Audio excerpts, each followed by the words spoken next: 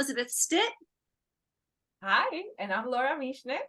and we are your parenting village. Hey, Laura, um, today I really wanted to talk about going back to school. Oh, yes. Yeah, especially those kids who are making those big transitions like preschool to kinder or fifth grade to middle school, or maybe just starting in a new school because they've moved. Yes, yes, yes. The butterflies in the stomach, right? And I think it's a twofold thing because we have the kids get anxious, which is normal, right? Think about yourself when you're starting something new, when you're starting a new job, when you're going to learn something. Every time you go into a new place that you don't know what's going to happen, we get those butterflies. We Oh, get anxiety. totally. And Right. I'll tell you that even as a teacher, I taught 25 years, and every night before the first day of school, I felt sick to my stomach and terrified that this is the year they're going to figure out that I'm a complete fraud and I have no idea what I'm doing. But they didn't, huh? They didn't. And next to that, there is the anxiety of the parent. Hmm. And I want to say that the younger the kid is, the parent is more anxious than the kid. Mhm. The kid is more naive. They're like, okay, whatever, right? Maybe they have a couple of questions, but we parents stress out. How is it going to be? Will my child like it? Will they like their teacher? Will they have friends? I am so stressed. Is my child going to cry? How is going like the separation in the morning going to be? We get very stressed. Have you been in those shoes ever? No, I was never worried about Yeah. it. Listen, I remember my oldest child when she started. Um, it's not even preschool. It was like a daycare. Okay. I used to live in Israel. She was 6 months old. That's what happened Oh. when kids start daycare at a very young age. And I remember the first day, I wanted to die. Okay. I was so stressed. And I remember the teacher, this very grown up person. She looked at us. We were 8 moms. And she looked at us and she said, okay, in 10 minutes, you're going to go. You're going to go to the coffee shop in downtown. You're going to sit. You're going to have coffee. And in 2 hours, you're going to come pick up your kids and they're going to be fine. And I was like, Oh, oh, and bless her heart. no, we're fine, right? But we were so stressed. Yeah. And we pass that stress on to our kids. And that's, I think, something that we really need to be aware of. Our kids feel us all the time. They have these special sensors that they can feel anything that's going on with us. I don't know how they do it, right? Maybe it's this little like thingy that we do here. I don't know what, maybe we have a different smell. I have no idea. But anything that happens to us that is different, that causes us to be anxious, they feel it. And they are like, my parent is feeling anxious. Yes. What's going on? I don't know what's going on. Or, oh, I'm going to a new school. That means that there's something dangerous.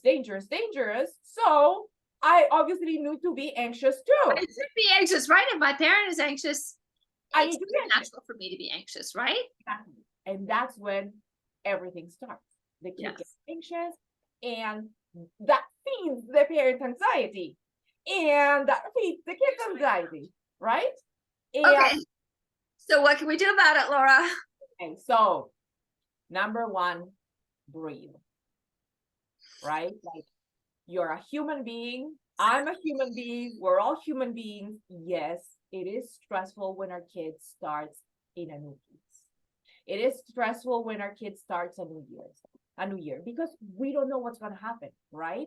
We have this hopes, these expectations, these fears. We're comparing to the past. We're comparing to our own lives. We need to take a breath and to believe that it's going to be okay. And most important, that our kid has the tools to figure it out. because they do. Yes. Because we've been working with our kids for years already, right? They can figure it out. They will be fine.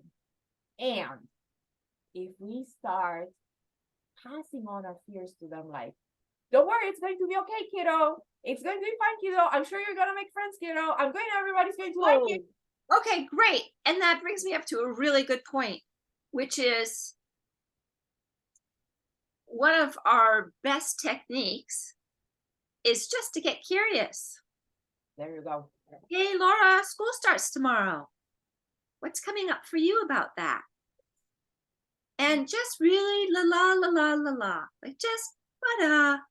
Right? Neutral. Right? Not like this intense. Okay, right. School's starting. How's that for you?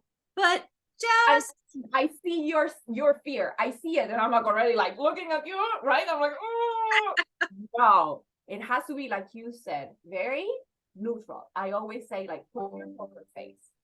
Yeah. Less, right? And hey, Elizabeth, school is starting tomorrow. How are you feeling about that? What are your thoughts about that? Do you have any questions? Yeah, but maybe just one at a time. I agree. I'm fast forwarding it, right? Yes. Our kids a little space to actually think in between. Yes, totally. And like talking about anything else with our kids, it can be super helpful actually if their hands are busy and our hands are busy and they do have that think time, right? So, maybe we're cooking dinner the night before and they're helping us cut things up and hey, cut. School's starting tomorrow. Cut. How's that for you? Cut. Right. The more we normalize it, the more normal it becomes. If we make a huge thing of it, it will be a huge thing. So normalize it, put your poker face, put your fears aside. Your kid is not you, and you've given your kid amazing tools. They can do it. And if you have any doubt, by you talking about those doubts, you're not going to make it better, you're going to make it worse. Just trust that your kid is going to find a way, or they will come to you and say, hey mom, I'm a little bit concerned because my best friend is not in my class this year and I'm not sure I'm going to make friends. Allow them to do that. Or they'll say, I don't want to go to school. Yes. And then when you come back with, okay, tell me about that. Right. Then you'll find out they're worried because their best friend isn't in class. Right. We have this tendency to ask why. Well, most kids, when you ask why, they don't know why. Why is like a complicated question to get the answer that you don't want to hear. So I like what you said, tell me more about that, right? That is the best way of asking why. Yes. And even when you say that, kids will often say, I don't know, or what? Yeah. And if they say, I don't know, sometimes it works to say, well, if you did know what were bothering you, what would it be? Yeah. Right. I don't know why that works, but sometimes it does. Yeah. I have another one that I love to use. I always tell the adult, right, to ask the child, if you had a magic wand, what would you change? And anything, right. And that is very likely to get the response, I wish Margaret were in my class. Right.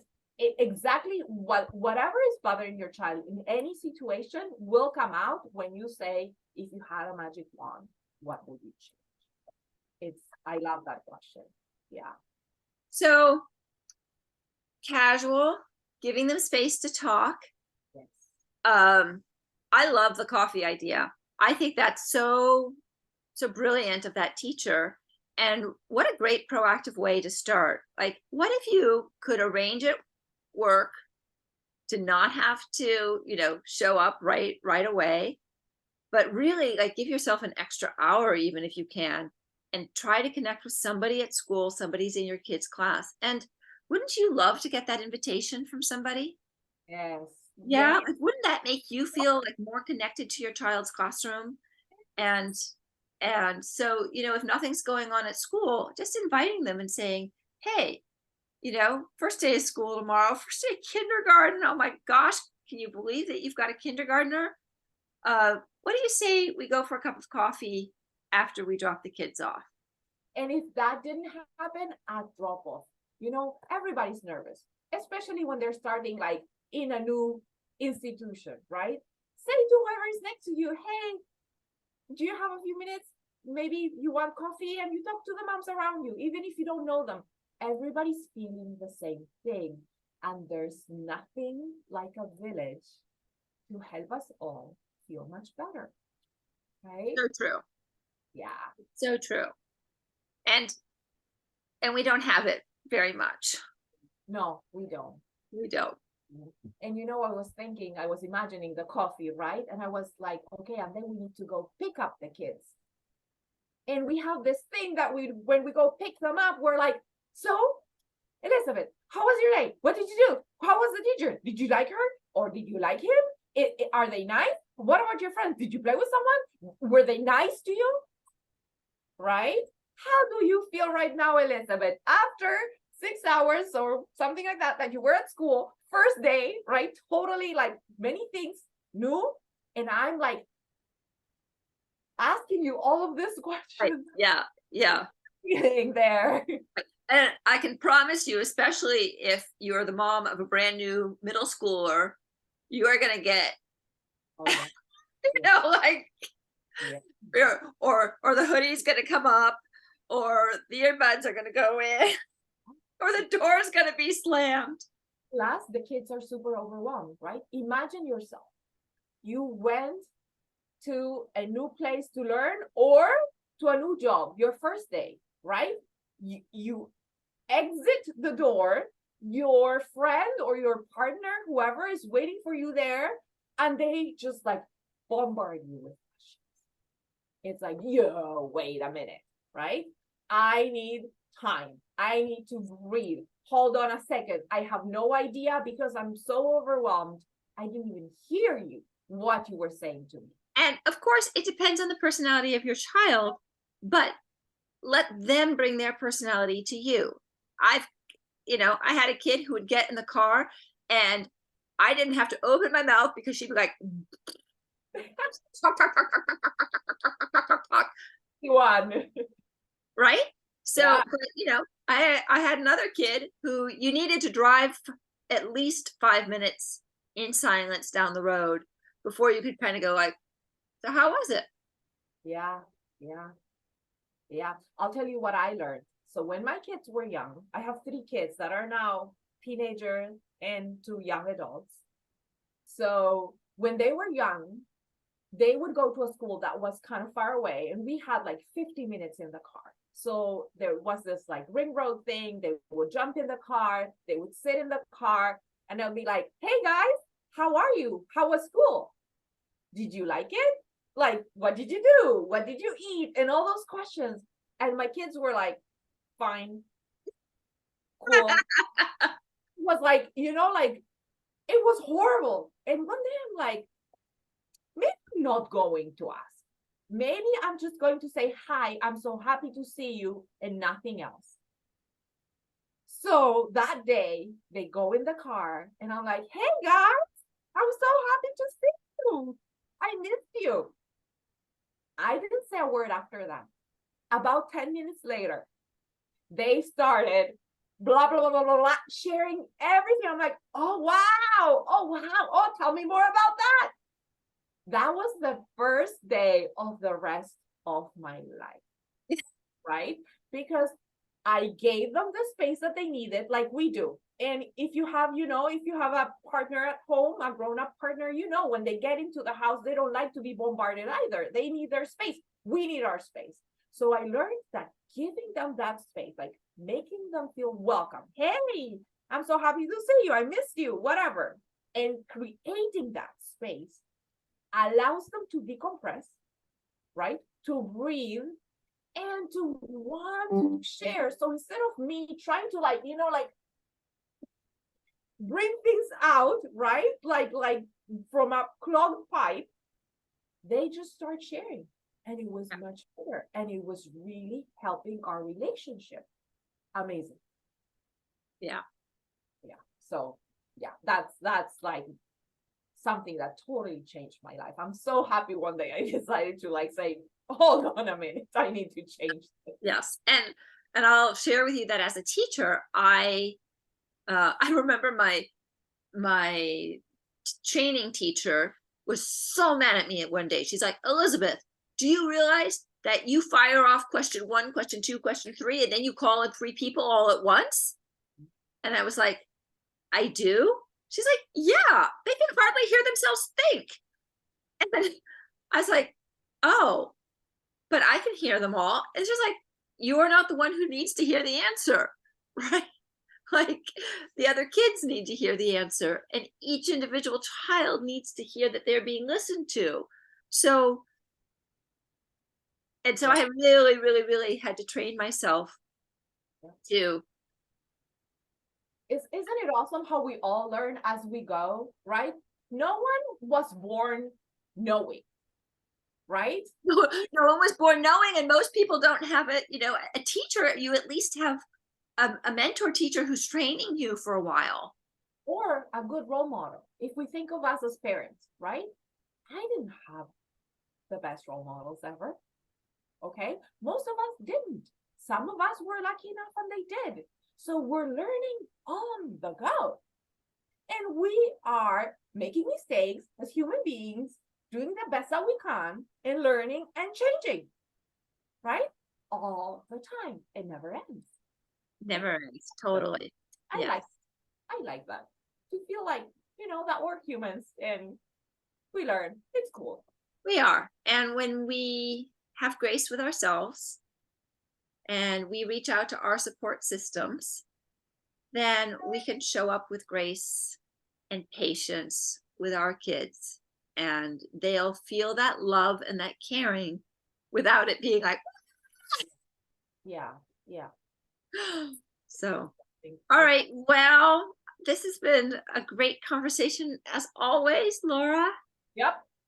Amazing chatting with you, and we'll see each other again soon. See you soon.